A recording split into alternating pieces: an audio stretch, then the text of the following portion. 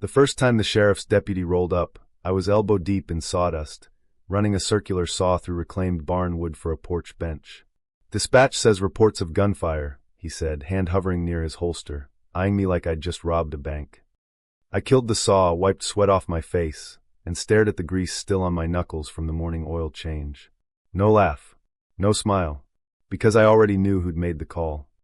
Meredith Langley, president of Serenity Springs HOA, the woman who treated our little foothill slice of Northern California like her personal kingdom. Serenity Springs looked perfect on the brochure: rolling oaks, white fences, a community of standards. What it really was: a velvet noose. Rules for everything. Grass height exactly 2.5 inches, no visible tools after 5 p.m., mailbox flags only in approved neutral colors. Meredith patrolled in pastel tracksuits and pearls, clipboard surgically attached to her arm, smiling like a shark that had read the covenants twice. I'd moved in 6 months earlier after my divorce, just wanting quiet and a workshop. She'd hated me on sight. My truck was too dusty. My native plant front yard was an eyesore. And apparently my power tools offended the very soul of civilization. That first visit went nowhere. The deputy left shaking his head once he saw my sander and a half-built bench. But Meredith wasn't done. Over the next 2 weeks, she hit me with 6 more calls. Suspicious chemicals while I was staining wood. Animal neglect because my old border collie barked at a squirrel. Threatening behavior after I waved at her while taking out trash. Each time the deputies showed up, found nothing, and left a little more annoyed at her. On the 7th call they rolled in with 2 cars. Meredith stood across the street in her driveway, arms crossed, looking victorious. This time the lead deputy, a no-nonsense woman named Reyes, pulled me aside after clearing my garage. "Off the record, Mr. Caldwell? We know what this is. She's signing every report herself now. That's not neighborly. That's a felony." She handed me her card. "Start writing everything down. You might need it." That night I bought cameras, small, legal under the covenants because I mounted them inside my property line. I kept timestamps, body cam request forms, every violation notice she'd slipped under my door. Then I caught gold. My dash cam picked up Meredith muttering to her husband as she walked past my truck. "He'll crack. They always do. The standards will push him out." I smiled for the first time in weeks. I took the folder, videos, audio, police reports, her own typed complaints, to the county DA's office. My buddy from high school, Marcus, was working felonies. He flipped through the pages, whistled low. 7 signed false reports? Under her official title? That's not spite. That's public corruption. 2 days later, Meredith was in her front yard screaming into her phone about maintaining community values when 2 unmarked cars rolled up. Deputies cuffed her right in front of the HOA clubhouse while half the neighborhood watched from their porches, phones out. She kept yelling, "He doesn't belong here. The covenants are clear." I just sipped my coffee on my porch and waved. The best part? No one waved back at her. But that was only the opening act. Marcus called a week later. It wasn't just her. The whole board voted to apply sustained pressure. Board minutes read like a mob playbook, targeted complaints, escalated intervention. They even drafted the police reports together. Turns out they'd been doing it for years to anyone who dared plant tomatoes or park a work truck overnight.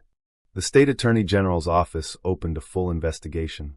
They found the financials first: $38,000 in beautification fees, funneled to her sister's landscaping company for work that never happened. Then the land grab. Meredith and the board had quietly filed forged zoning papers trying to annex the empty 5-acre lot next door, owned by an old rancher who'd refused to sell. They'd been sending fake nuisance complaints to the county to pressure him, using the same playbook they used on me. The rancher still had the letters. Dated. Signed by Meredith. The real gut punch came when they searched the old maintenance shed behind the clubhouse, the one she'd locked up for liability reasons. Inside were dozens of banker boxes. Every resident had a file, photos, timestamps, notes like hostile, question dues, or refused aesthetic review, apply pressure. My file was the thickest. She'd been running a neighborhood surveillance ring for a decade, all while preaching harmony. The emergency board meeting turned into a circus. Neighbors who'd been terrified for years suddenly found their voices. A nurse named Carla started a petition to dissolve the current board. 72% signed in 4 days.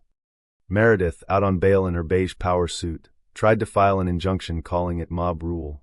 Her lawyer droned on about precedent. Then Marcus stood up in court.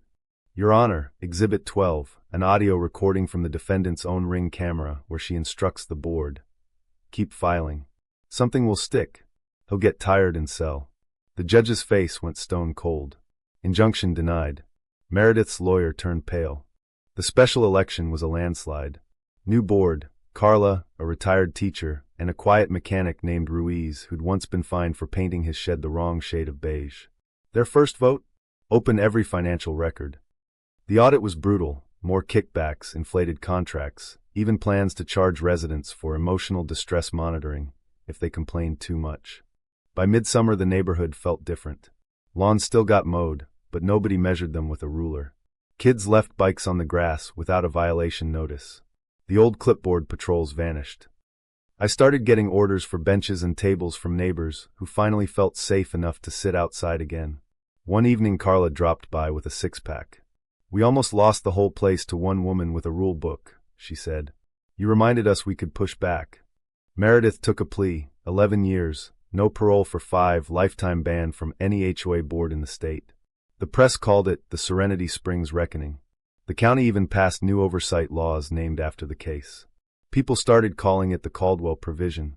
I still build furniture in my garage. The saw still runs. The only difference now is when I fire it up, neighbors wave instead of dialing 911. The oak trees still shade the streets. The foothills still roll golden at sunset. And for the first time since I moved here, Serenity Springs actually feels like a place where people live, not just obey. They tried to bury me under community standards. Instead, their own rules buried them. So here's the question that still keeps the neighborhood up at night.